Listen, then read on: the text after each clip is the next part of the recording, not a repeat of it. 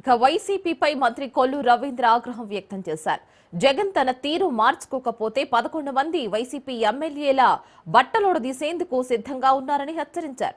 YCP అభ్యర్థులకు గత ఎన్నికల్లో ప్రజలు బుద్ధి చెప్పిన విషయాన్ని మర్చిపోయారని ఎద్దేవా చేశారు.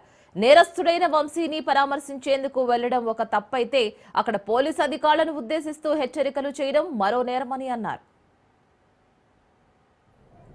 ఇవాళ సెక్యూరిటీ తీసేశారంటాడు.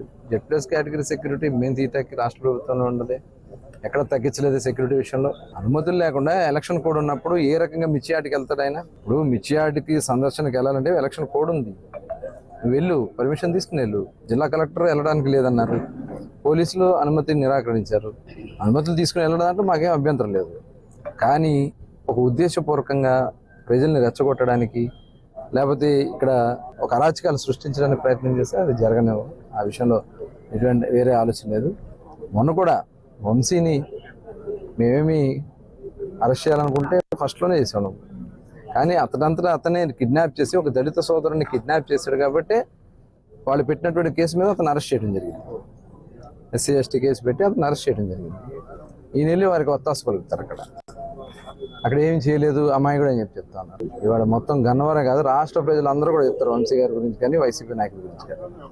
ఇవాళ జగన్మోహన్ రెడ్డి గారు అవలంబిస్తున్నటువంటి విధానం కరెక్ట్ కాదు.